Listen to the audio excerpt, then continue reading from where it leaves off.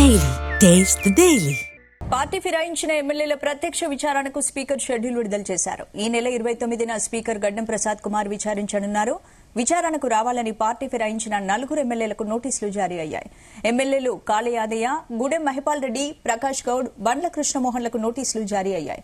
అలాగే బీఆర్ఎస్ తరపున ఫిర్యాదు చేసిన చింతా ప్రభాకర్, కల్వకుంట్ల సంజయ్, పల్లా రాజేశ్వర్ రెడ్డి కూడా నోటీసులు జారీ చేశారు.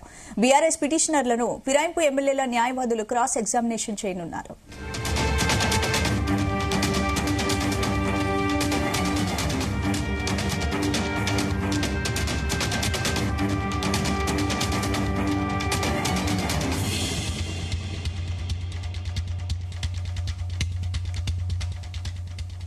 పార్టీ ఫిరాయించిన ఎమ్మెల్యేల ప్రత్యక్ష విచారణకు స్పీకర్ షెడ్యూల్ విడుదల చేశారు. ఈ నెల 29న స్పీకర్ గడ్డం ప్రసాద్ కుమార్ విచారించనున్నారు.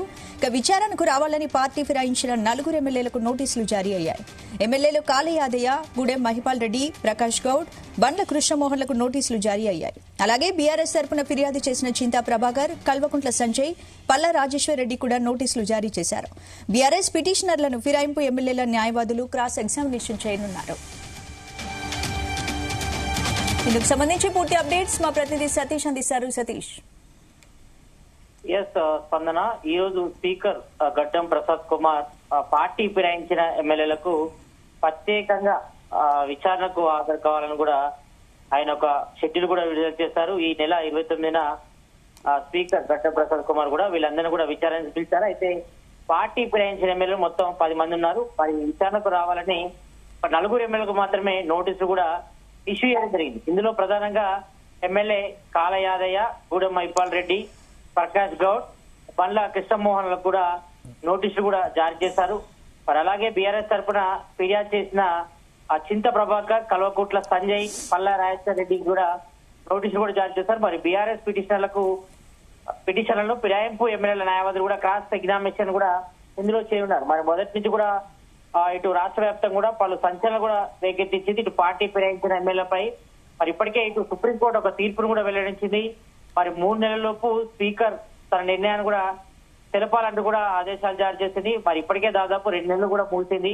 మరొక నెల నేపథ్యంలో మరి పార్టీ ఫిరాయించిన ఎమ్మెల్యేలకు మరి వాళ్ళకు ముందు నొయ్యి వెనుక కొయ్యి అనే పరిస్థితి అయితే ఎదురైందని చెప్పుకోవచ్చు. మరొక వైపు వాళ్ళు తమ బీఆర్ఎస్ పార్టీలోనే ఉన్నాము, దేవుని కండువ మాత్రమే కప్పుకున్నాము, మరి సీఎం రేవంత్ రెడ్డిని మరి నియోజకవర్గాల అభివృద్ధి నేపథ్యంలోనే మరి సీఎం రేవంత్ రెడ్డిని కలిసి నిధులు అడిగామని కూడా చెప్తున్నారు తప్ప ఎక్కడ కూడా తమ పార్టీ మారలేదు, మరి ప్రజెంట్ తమ బీఆర్ఎస్ పార్టీలోనే ఉన్నామనే చెప్పే ప్రయత్నం అయితే ప్రజెంట్ పార్టీ ఫిరాయించిన ఎమ్మెల్యే అయితే చేస్తున్న పరిస్థితి మనం చూసాం. మొన్న ఈ మధ్యకాలంలో కూడా కొంతమంది ఓపెన్ స్టేట్మెంట్ కూడా ఇచ్చారు. ఇక్కడ చూసుకుంటే మాత్రం ఇక్కడ బండ్ల కృష్ణమోహన్ కూడా ఆయన చెప్పడం జరిగింది, తను బీఆర్ఎస్ పార్టీలోనే కొనసాగుతుందని. మరి ఇక్కడ బీఆర్ఎస్ నాయకులు తనకు సహకరించట్లేదని కూడా ఆయన తన స్టేట్మెంట్ కూడా చెప్పారు. మరి కొంతమంది అయితే మాత్రం తమ సీఎం రేవంత్ రెడ్డిని ఇంటికాడ కలిసినప్పుడు దేవుని కండువ మాత్రం చెప్పుకున్నాం తప్ప ఎక్కడ కూడా పార్టీ కండువ కప్పుకోలేదని కూడా వాళ్ళు చెప్పే ప్రయత్నం చేశారు. కానీ నిజానికి అక్కడ వీడియోస్ లో కానీ తర్వాత కొంతమంది ఎమ్మెల్యేలు కూడా అంటే ఎవరైతే పార్టీ ఫిరాయించారో ఇటు పోచారం శ్రీనివాస్ రెడ్డి గాని, దాన నాగేందర్ అయితే ఓపెన్ చెప్తున్నారు తను కాంగ్రెస్ పార్టీలో ఉన్నానని కూడా చెప్తున్నారు. ఒకవైపు ఇటు ఎమ్మెల్యే కడియం గారు కూడా తను కాంగ్రెస్ పార్టీలో ఉన్నారని కూడా చెప్తున్నారు. అంటే వీళ్ళిద్దరు మాత్రమే ఒప్పుకుంటున్నారు తప్ప మిగతా వాళ్ళు మాత్రం తమ బీఆర్ఎస్ పార్టీలోనే కొనసాగుతున్నామని, తమ ఎక్కడ కూడా పార్టీ ఫిరాయించలేదని కూడా చెప్తున్నారు. మరోవైపు ఇటు పార్టీ ఫిరాయింపులపై కూడా మరి బీఆర్ఎస్ నేతలు అయితే మాత్రం చాలా పట్టుదలతో ఉన్నారు. మరి వీళ్ళని ఎట్లయినా సస్పెండ్ చేయాలి, మరి స్పీకర్ ఇటు పార్టీ ఫిరాయించిన ఎమ్మెల్యేలపై అనర్హత వేటు వేయాలని కూడా వాళ్ళు ప్రధానంగా డిమాండ్ చేస్తున్నారు. మరి ప్రజెంట్ అయితే మాత్రం సుప్రీంకోర్టు అయితే తన తీర్పును అయితే వెల్లడించిన నేపథ్యంలో మరి స్పీకర్ మాత్రం 3 నెలల్లో తన నిర్ణయాన్ని అయితే చెప్పాల్సి ఉంటుంది. కాబట్టి ఈ విషయంలో మాత్రం కొంతవరకు ఇటు స్పీకర్ గానీ పార్టీ ఫిరాయించిన ఎమ్మెల్యేలకు మాత్రం కొంతవరకు తలనొప్పిగా మారని చెప్పుకోవచ్చు. మరి ఈ విషయంలో పార్టీ ఫిరాయించిన ఎమ్మెల్యేలు ఏ స్టేట్మెంట్ ఇవ్వబోతున్నారు అంటే వాళ్ళు నోటీసులు కూడా ఇష్యూ చేశారు. మరి ప్రత్యక్షంగా విచారణ కూడా హాజరు కావాలని చెప్తున్నారు. కాబట్టి మరి వాళ్ళైతే ప్రజెంట్ మరి తమ బీఆర్ఎస్ పార్టీలో ఉన్నామని ఒకవైపు చెప్తున్నప్పటికీ మరి అంతకుముందు సీఎం రేవంత్ రెడ్డి కలిసినప్పుడు కానీ మరి కొన్ని మీడియా ముఖంగా ఇచ్చినటువంటి స్టేట్మెంట్ ఆధారంగా కూడా విచారణ చేసే అవకాశం ఉంటుంది. అంటే ఈ విషయంలోనే సుప్రీంకోర్టు కూడా తీర్పిచ్చింది.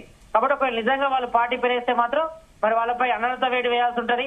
మరి ఈ విషయంలో మాత్రం స్పీకర్ కే సర్వాధికారాలు ఉంటాయి. కాబట్టి మరి ఈ విషయంలో తాము జోక్యం చేసుకోలేమని, మరి ఒకవేళ స్పీకర్ 3 నెలల లోపు వీళ్ళపై ఎలాంటి ఆదేశాలు అంటే ఎలాంటి చర్యలు తీసుకోవడం కానీ అంటే దానికి సంబంధించిన రిపోర్ట్ ఏందనిపై కూడా తమ తెలపాలంటది కాబట్టి మరి విషయంలో మాత్రం స్పీకర్ 3 నెలల్లో తన నిర్ణయాన్ని మాత్రం చెప్పకపోతే మాత్రం వాళ్ళని అనర్హులుగా ప్రకటిస్తామని కూడా కేసులో కూడా ఉంది గతంలో. కాబట్టి మరి ఈ నేపథ్యంలో మరి ఏం జరుగుతున్నది కూడా సర్వత్రా ఉత్కంఠ నెలకొంది. మరి ఇప్పటికే ఇటు జూబ్లీ ఉప ఎన్నికకు కాంగ్రెస్ అదేవిధంగా బీఆర్ఎస్ బీజేపీ నేతలు సిద్ధమవుతుంటే మరి మరోవైపు మరి త్వరలోనే మిగతా 10 నియోజకవర్గాలకు కూడా మరి ఉప ఎన్నికలు రాబోతున్నాయనే సంకేతాలు అయితే వెలువడే అవకాశాలు అయితే కనిపిస్తున్నాయి. మరి ఈ విషయంలో వీళ్ళు ఏ స్టేట్మెంట్ ఇస్తారు? మరి తమ బీఆర్ఎస్ పార్టీ కొనసాగుతున్న ఒకవైపు చెప్తుంటే మాత్రం బీఆర్ఎస్ వర్కింగ్ ప్రెసిడెంట్ కేటీఆర్ గానీ సంబంధించిన ఎమ్మెల్యేలు బీఆర్ఎస్ ఎమ్మెల్యేలు మాత్రం వాళ్ళు పార్టీ ఫిరాయించారని మరి వాళ్ళపై కంపల్సరీగా అనర్హత వేటు వేయాలి, మరి వాళ్ళ సభ్యత్వాన్ని కూడా రద్దు చేయాలని కూడా వాళ్ళు ప్రధానంగా డిమాండ్ చేస్తున్నారు. మొన్న మనం చూసాం ఇటు అసెంబ్లీ సెక్రటరీ కూడా కలిశారు. దీనిలో వివేకానంద ఎమ్మెల్యే వివేకానంద కూడా కలిసి కొంతమంది ఎమ్మెల్యే కూడా కలిసి మరి వాళ్ళు ఒక స్టేట్మెంట్ కూడా ఇవ్వడం జరిగింది.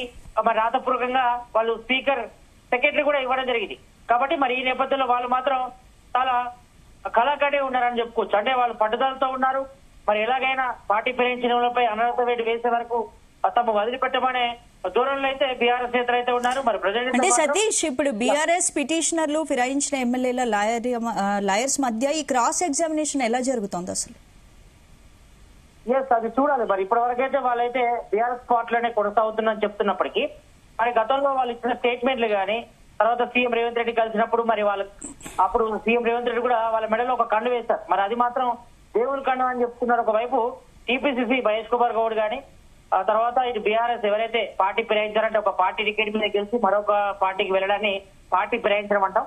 కాబట్టి మరి పార్టీ ఫిరాయించిన మేలు మాత్రం తమ నియోజకవర్గాల డెవలప్మెంట్ పనుల కోసం కానీ నిధుల కోసం కానీ మాత్రమే సీఎం రేవంత్ రెడ్డి కలిసామని చెప్తున్నారు. మరి ఈ నేపథ్యంలో వాళ్ళు ఏ స్టేట్మెంట్ ఇస్తారని కూడా చాలా ప్రాధాన్యత సంతరించుకుని చెప్పుకోవచ్చు. కాబట్టి ఈ నెల 29న స్పీకర్ గడ్డం ప్రసాద్ కుమార్ విచారించనున్నాడు. వాళ్ళని మరి విచారణకు రావాలని కూడా మరి 4 ఎమ్మెల్యేలకు మాత్రమే నోటీసులు అయితే జారీ చేస్తారు. మరి మిగతా మందికి ఎవరైతే ఇంకా 6 ఉన్నారో వాళ్ళకి త్వరలో అయితే నోటీసులు జారీ చేసే అవకాశం ఉంది. మరి చూడాలి వాళ్ళు అంటే ఏంటి సతీష్, ఇప్పుడు డిస్క్వాలిఫికేషన్ కి సంబంధించి ప్రక్రియకు ఎంత సమయం పట్టే అవకాశం ఉంది? విచారణ తర్వాత స్పీకర్ ఏ నిర్ణయం తీసుకునే అవకాశం ఉంది? ఎస్, ఇప్పుడు స్పీకర్ నిర్ణయం పైనే సర్వత్ర ఉత్కంఠ నెలకొందని చెప్పుకోవచ్చు.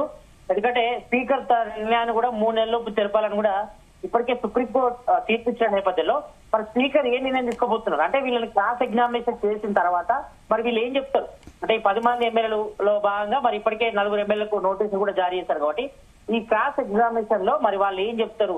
మరి వాళ్ళు బీఆర్ఎస్ పార్టీలో ఉన్నారా లేకపోతే ప్రభుత్వ సంక్షేమ పథకాలు నచ్చి మరి కాంగ్రెస్ పార్టీలో చేరారా?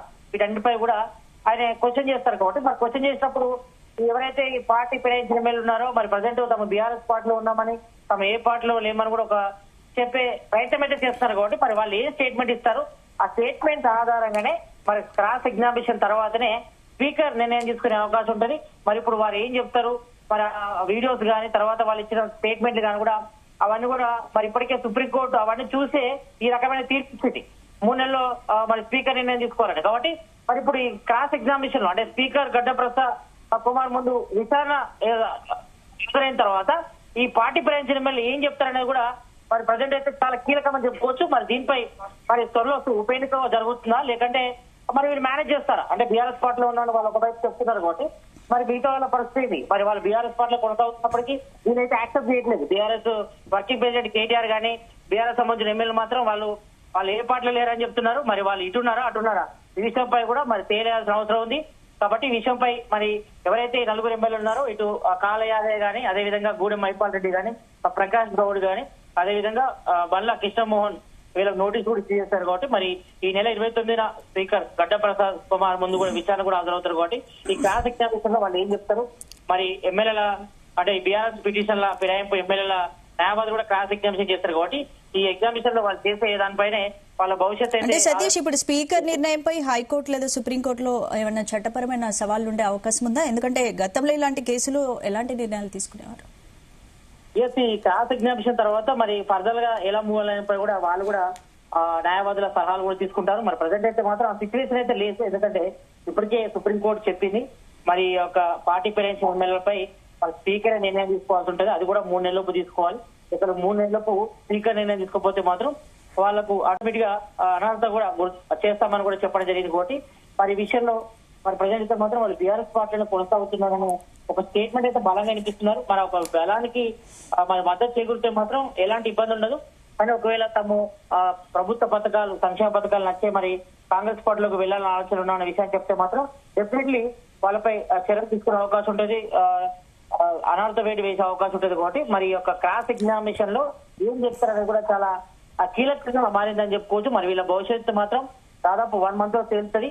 మరి స్పీకర్ నిర్ణయమే తుది నిర్ణయం. మరి ఈ విషయంలో మాత్రం సుప్రీంకోర్టు కూడా జోక్యం చేసుకోదు. మరి స్పీకర్ ఏ నిర్ణయం తీసుకుంటారో మరి దాన్ని బట్టి మాత్రం తర్వాత చర్యలు అయితే ఉండే అవకాశం అయితే కనిపిస్తుంది. Right, thank you Satish.